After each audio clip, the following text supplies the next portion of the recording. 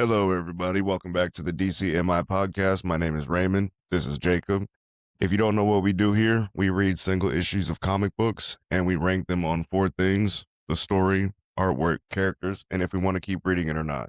Today, we are reading Green Arrow, issue number 27 from the most recent run, written by Chris Condon, art by Montos, cover art by Torrin Clark, and colorist Adriano Lucas. We grade things 1 through 5 scale, those four categories. If I'm not missing anything, Jacob, why don't you start with the story? Yeah, so the story, I gave a 3.5 out of 5. Oh, wow. Okay. I know, right? Because my track record, but I gave it above average, but I wasn't completely blown away. Now, this is issue 27, right? So we're fully into a series, and there's been character development and all sorts of things. So completely understand that. I really liked a couple aspects of this. It was kind of, Speedy was very human in this story, especially with his daughter, kind of like being vulnerable, talking about things that you wouldn't think a tough crime-fighting superhero would disclose or discuss or kind of reveal about him or herself. So I like that aspect, and I liked kind of the realness of, I would say substance abuse, both self-imposed and then forced by someone else, and having the dichotomy of like, hey, this person did this to me and I'm now under treatment. How do I compartmentalize that from stuff I've done in the past, which might have made me more susceptible to that or not? So that was interesting as well. But I kind of, I didn't mark it up higher just because I wish that there was a little bit more back and forth with the crimsonarcher, because that seemed like a cool villain, though I know, in issue 28, 29, 30, you'll get that. Right. So, that was kind of my overall take on it. So I gave the story a 5. Damn! Yeah. No, this story reminded me of why I like Green Arrow so much. And I definitely understand why you gave it what you gave it. And it's funny because there's a lot of backstory of this, just with the lore in general, that I know. And one of those things is like Roy Harper's story in the DC universe as a whole. He like dealt with addiction issues for a while. It was a whole thing. And then I can't remember the exact story. If what I'm remembering is correct, he got clean, and then it was somebody with Green Arrow forced him to take drugs again and break his sobriety.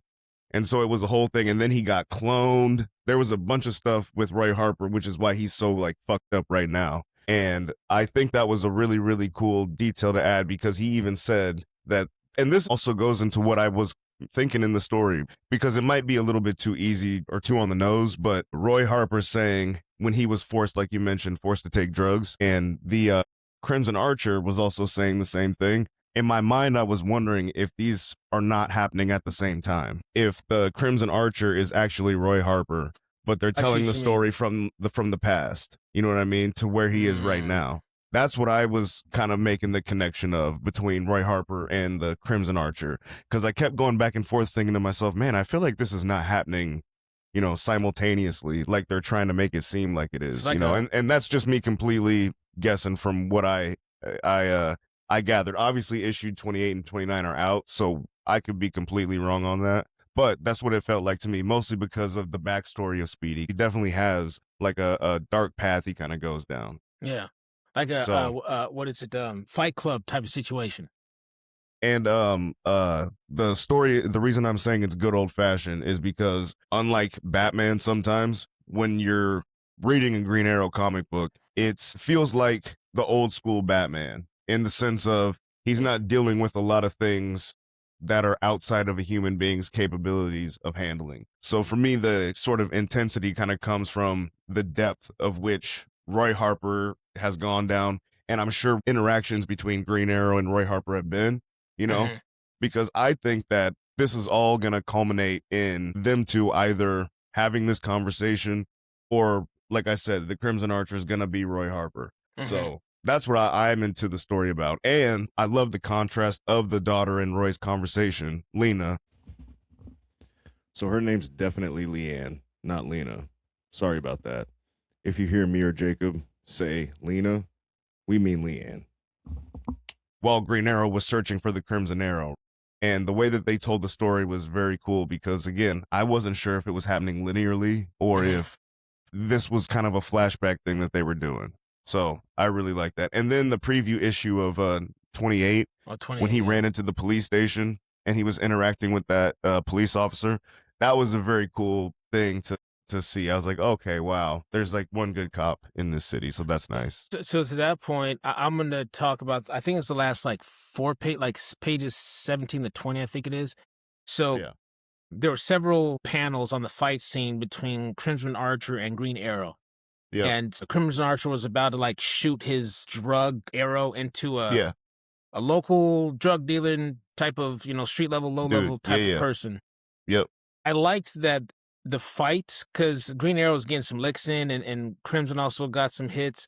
But like crimsonarcher was like a Terminator. He was determined to stab this dude to get this dude addicted. Like when I was reading, I was like, God damn. And Green Arrow, no matter what he did, he couldn't stop him. They were fighting, but he still got to it. So I liked that there was kind of like, that told me that two things. One about Green Arrow, one about crimsonarcher, just in this issue, right? Ignoring kind of the before and after of the whole series.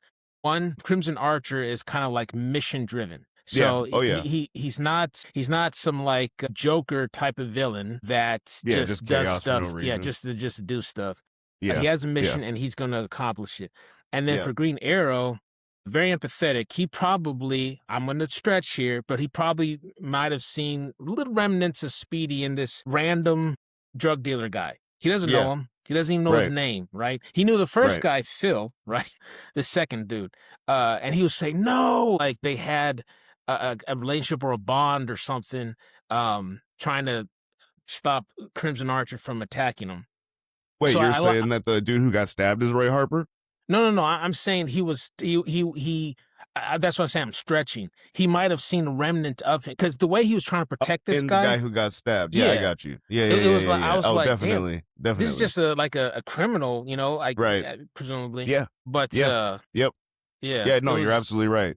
And I think that too is why I think Green Arrow is pretty cool because he's definitely more of a billionaire. I think so. Yeah, that would make sense. But he's definitely a lot more man of the people, right?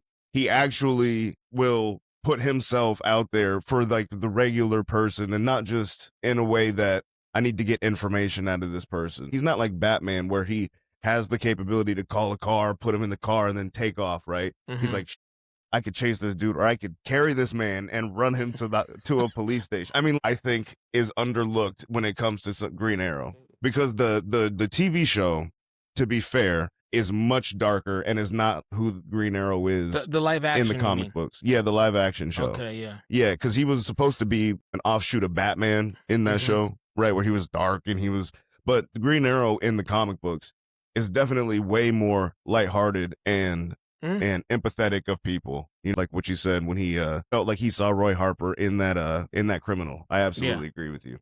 Yeah. So 5 for you. Yeah. 5 for me. Cool. So next is artwork. Yeah. I can go first with this one.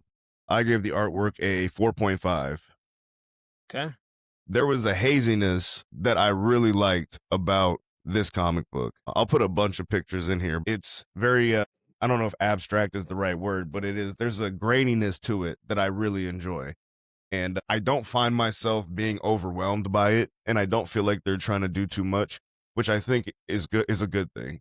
I think normally the rule of a lot of comic books is, over the top, but I can appreciate that this one is a little bit more subtle, and there's a mystery, there's a tense feeling. And I think that's kind of the atmosphere. You think Batman, Gotham City, it's a little bit more dark and scary, but I think Green Arrow and Star City, it's a little bit more like tense and mysterious in a different kind of a way, not so much I'm going to get robbed on every corner, but it's spooky, So I think it's very cool with the background and everything that they had that purplish pink color the whole time. I love it. So that's the haziness you're talking about. Yeah. So that haziness, but also with the actual characters, there's a little bit of a graininess to the artwork if you look at it. There was Was it dawn or dusk? I think it was That's a good dawn. question. I think it was dusk. Dusk is sun setting, right? Yeah. Yes. Then And yeah. that created like that multiple, like the reds and the purples and the oranges. Yep. That kind of gave that effect, yeah, to me, like the haziness, or it's kind of like slightly blinding from the light. Right. And I think it just matches perfectly with the comic and the story, the mystery feeling of it. I think it all adds up perfectly. 4.5, you said? Yep. Okay. I gave it a 4 out of 5. Okay. There were some pages 9 through 12. It showed Green Arrow trying to find Crimson Archer. He saw in the distance the crimson, I guess, smoke, he called it. I really, really enjoyed that because it showed, there's no dialogue, no captions, no nothing. We're just showing him traversing rooftop to rooftop, doing like, barrel rolls, which are completely realistic. When you jump from a high point to a low point, there's momentum, and you got to dissipate that somehow. Yeah. Yeah. You're going to blow up your joints. It definitely did look real. I agree with you. Like, it was a believable move he pulled off. Right. It just for momentum. And then I think, was it page 12, was it? It showed Crimson Archer with his like mist around him with the bow and arrow pointed at the criminal on the ground. There's a detail. His first arrow was through the trigger guard of the pistol. I was like, that has to be so precise because your finger is in there, and the area to shoot it through without blasting the dude's finger. Because what I can tell, it looks like his finger's intact. It's not like ripped or anything. Right. Like, how he pulled that one off. And again, especially in the show, I'm going to keep going back to that. They kind of, the further along they got, the more they made it seem easy for anybody to just pick up archery. Because, by season like 4 or 5 of the show, there were like 6 different archer characters, that weren't trained or anything. They just picked it up like 5 months ago. Exactly. So, and again, I think that kind of goes back to like, this might be Roy Harper, just because of, how many people realistically would that be that good?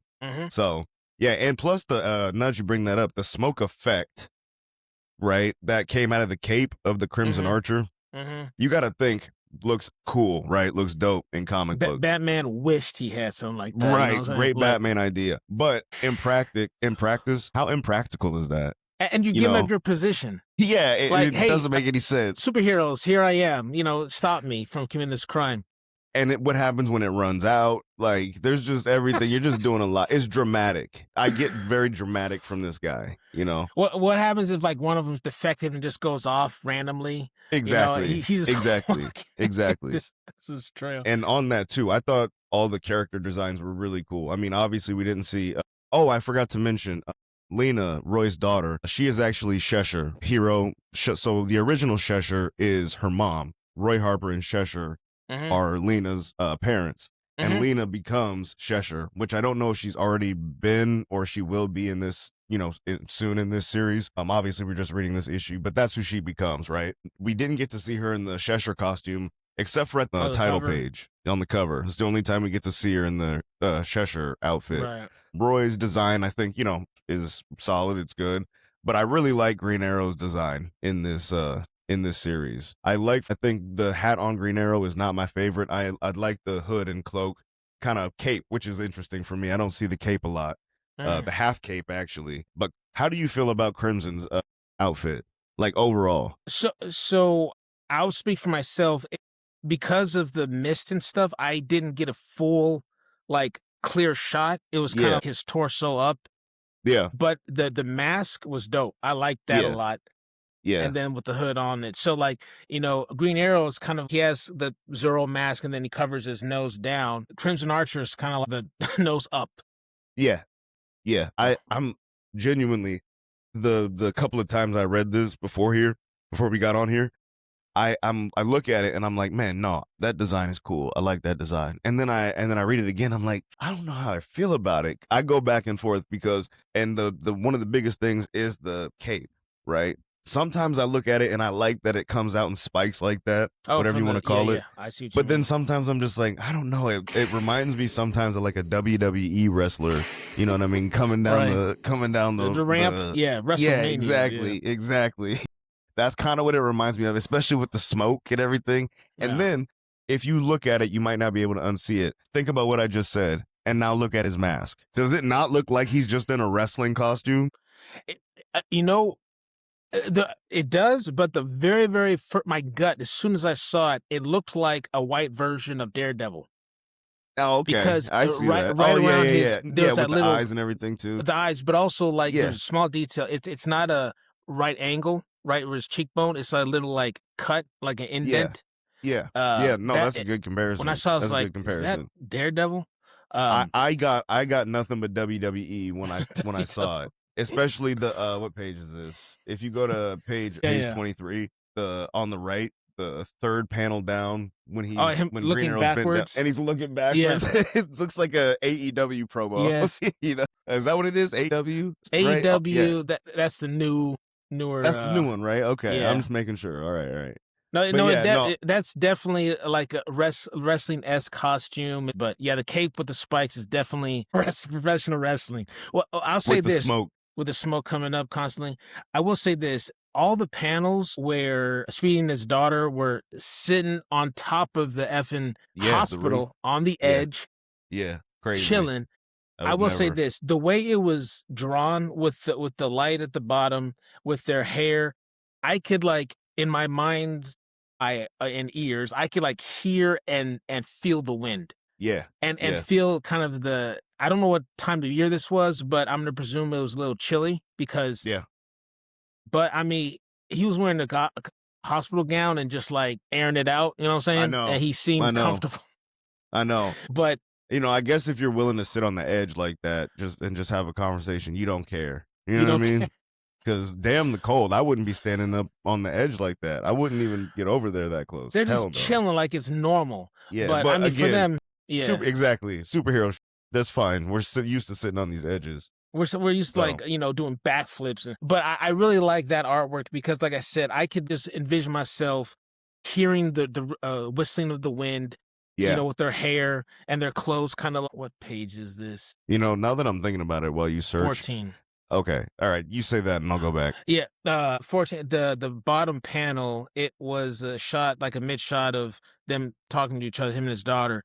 And like his sleeve was kind of like ruffled a little bit. Like I can tell with that, the wind got underneath and kind of was pushing it. Yeah. I love that. Small details actually, now that you're mentioning it, he's kind of doing this. Yeah, so he probably is a little chilly. Yeah, he's cold. Yeah. He probably is cold. But what I was going to say, though, is now that I mentioned it, I did not think about it until I mentioned that she was wearing the Cheshire outfit on the cover. Mm-hmm. This cover is a little bit of tease and misleading, isn't it? There was nothing in the issue that talked about it at all. You're right. Well, but she's not in the costume at all. Right. Not once. Personal is not lost. He's lost for like two pages and he's found immediately. But I get that they're trying to, it's a play on words. He's lost. You know what I mean? It's, I get it. But just when I saw this cover, I was thinking something way different than what we got. Not that I didn't like it, just saying. And I'm going to assume, from the cover, it's a hospital room, right? And from page 1 onward, she was like busting into the hospital. Where's my dad? Where's this? So I was thinking, okay, is this the same hospital? Is it the same day? Is it the same timeline? But I can't, because she's in her costume, and apparently there was some type of scuffle or fight, because there's like blood on the. Well, I guess. Oh, you mean on the front? On the front? Yeah, on the cover. Yeah, on the cover. Yeah. Absolutely. I was saying, is that maybe the same hospital? Yeah, as the one that you turn the page and then she's running in her. No, I think you're being clothes. generous. I think they're just teasing. That's what I think.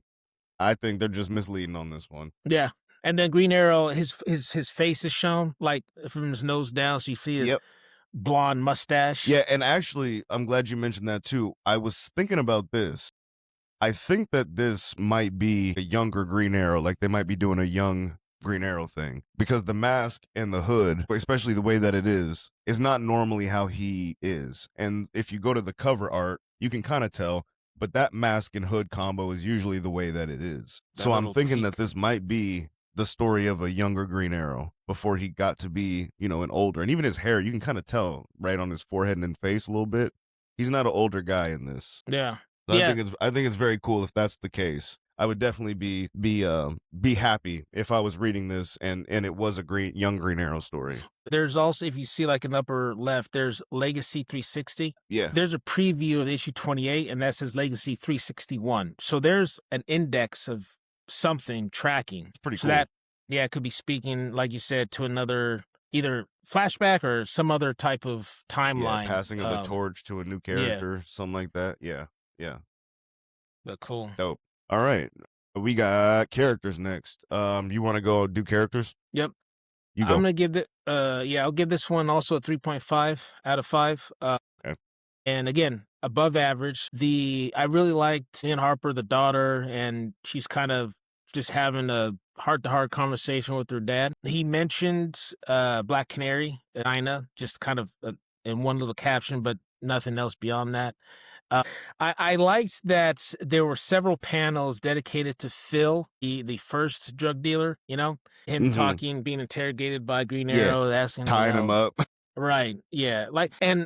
Okay, this is comic book, right? So suspend, reality. But the way he got it, he shot an arrow that grappled somehow around his feet. It was going straight to the ground, and then yeah. How did he do that exactly? And then he's pulling him up. Nah, hell no. Absolutely. But I liked that exchange. That was just an interesting character because it's like real life. You think of Batman all the time, right? How he'll just basically kidnap a goon or a street thug or something, extract information about a bigger plot or bigger picture or whatever. Yeah. That's the type of you have to talk to these people and you have to say, okay, criminal A, criminal B, criminal C, criminal D, tell me what you know. What about this? Who's that? As you're threatening them in different ways and scenarios and stuff. Yeah, but you know what though? He definitely did not threaten him or do anything to him anywhere near what Batman does. He didn't even hit him. No. He didn't even hit him. He just kind of kidnapped him and asked him a couple of questions. Yep.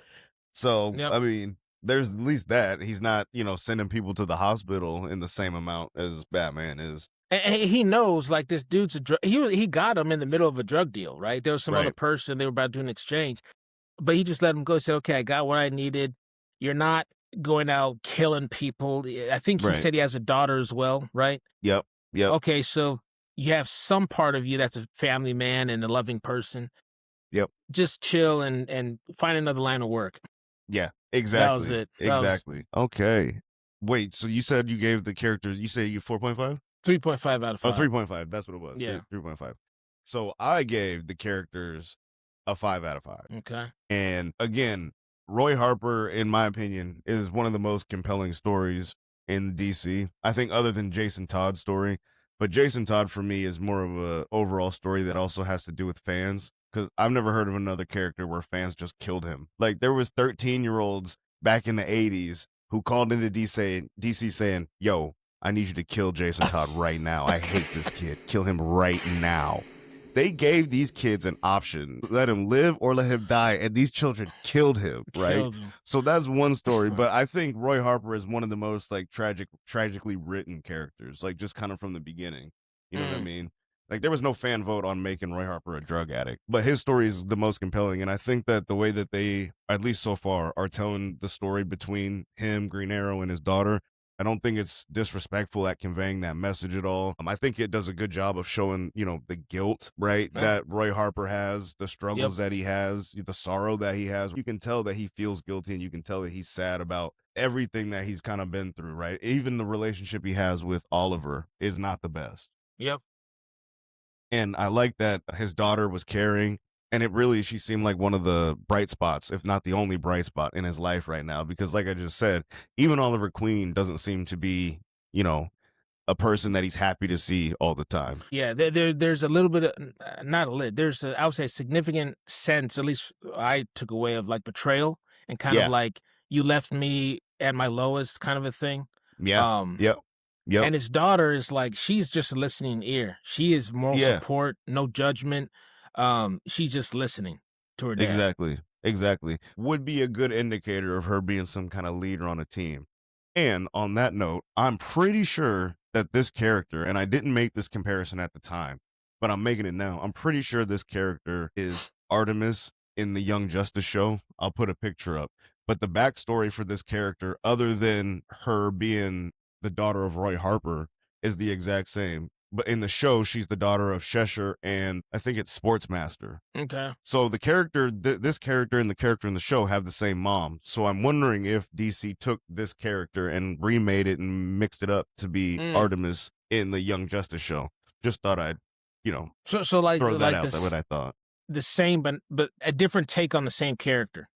Right, and I'm wondering Not if maybe there was literally some like contractual thing, or there was some reason, because that's sometimes the DC shows are like that, right? Like there was times where Batman couldn't be in this because he was already in Justice League and in something else, so they didn't want him in 3 things. So I'm wondering if it was that kind of situation. I mean, this character is not that popular, so I don't know why it would be, but I'd be curious because the characters are insanely similar, You taught me something. I was didn't even know. And they don't look anything that. alike either. So it's just I think That's it's cool. in personality and backstory alone. Oh, go ahead, Rim. No. Go ahead. I didn't appreciate that both drug dealers. Oh man, are they both black? Yes. Damn, I didn't even realize that.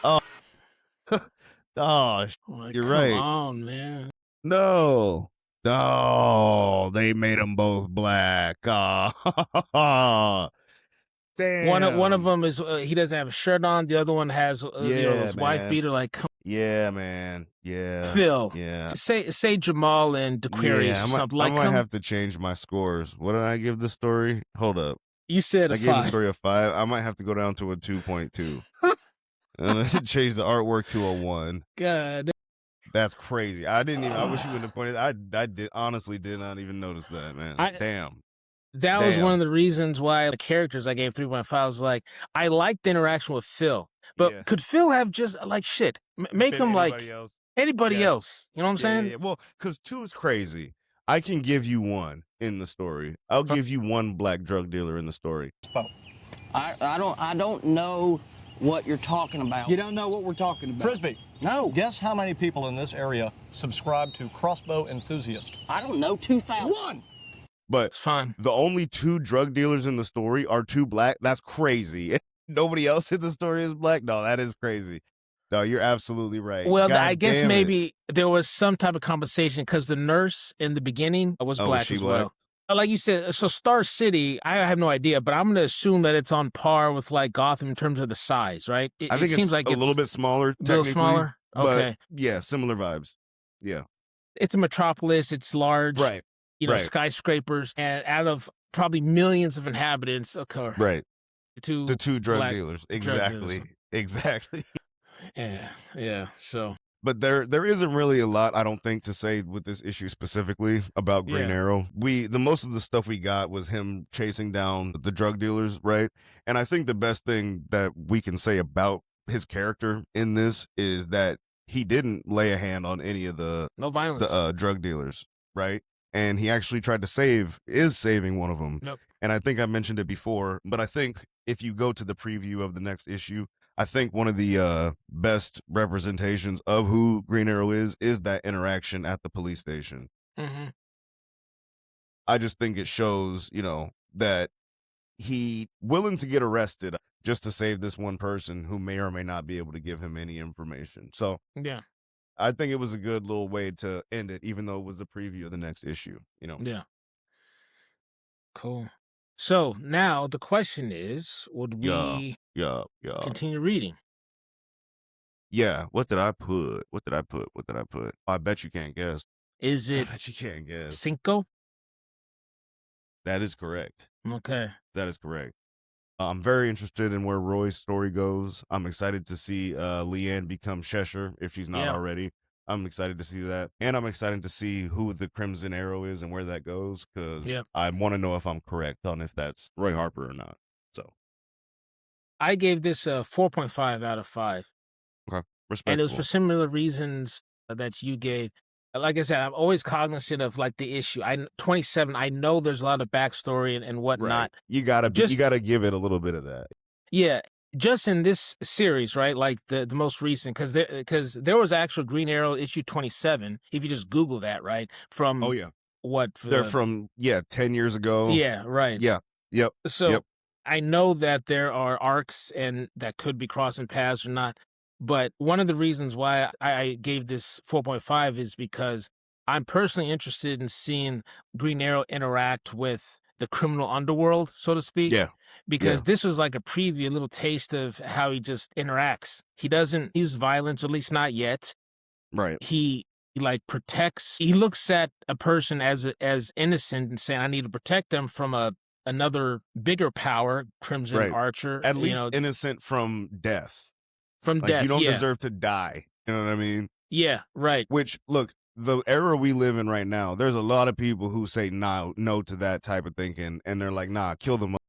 You know what I'm saying? So I can appreciate that. And it's also, it's kind of like there's just kind of common sense with Green Arrow, which sometimes superheroes or even just let's go law enforcement heroes in series don't have. You know, like I go back to Phil. I could 100%, if there was an issue just dedicated to him, I can 100% like visualize him going home, picking up his little daughter, you know, cuddling her, hugging her. Oh yeah. I don't know if he is with his wife or girlfriend or single dad, but probably having some type of interaction with the daughter on her schoolwork, making sure she does her schoolwork or her chores, you know, giving her a healthy meal, kind of a thing. Yeah. So very few people just do that kind of stuff just to do it, you know? Yeah, like, exactly. But I'm saying, like, that's what I'm saying. If they made an issue, just no, I'm agreeing with you. I'm saying the like, way that he would has be, it, so it would show that, and I think those stories lend themselves very well to Green Arrow stories. Just because, I mean, again, Green Arrow is a billionaire, but his character is definitely the most, I don't know, I guess for you kids in the back, woke of all of the superheroes, right? Like, he's very much steal from the rich and give to the poor. And I think there was a story arc too. It might have been the one 10 years ago where he like gave up all of his money. So I don't know Green Arrow that well, the character, the history, the design, the different portrayals. But Green Arrow looks and acts like Robin Hood, right? Arrows type of vigilante / hero. Right. As opposed to like, okay, I got a plan for Brainiac coming to town and how do I fight this cosmic AI entity? No, I'm dealing with the day-to-day folk, you know, just living around Which I me. think is super refreshing in a superhero story, you know? Because not that I don't like it, but there is always a ton of just, you know, things that are kind of out of this world for the most part. So it's always fun to read a story where things are grounded for the most part. Yeah, absolutely. Cool. All right. So you want to read the each individual one back? Yeah, I think your score very much reflects Green Arrow being one of your favorite top 5 characters. Yeah, I know. With story, I'm aiming 5 out of 5. Me 3.5 out of 5. With artwork, aiming 4.5 out of 5. Me 4 out of 5. Actors, Raymond 5 out of 5. Me 3.5 out of 5. Keep reading, Raymond 5 out of 5. Me 4.5 out of 5. The grand total, Raymond 19.5 out of 20, and me 15.5 out of 20. That makes sense. That makes sense. Yeah, no, I did like this. I enjoyed this issue a lot. I did. Cool. All right. Well, thank you for being here on this episode of the DCMI podcast. We had a good time with this one. I obviously really liked the story, and I am absolutely going to keep reading this. I don't know what issue it's on actually now, but I'll figure that one out later. Is there anything else you got to say, Jacob? No, all good. Cool. We will see you guys next week.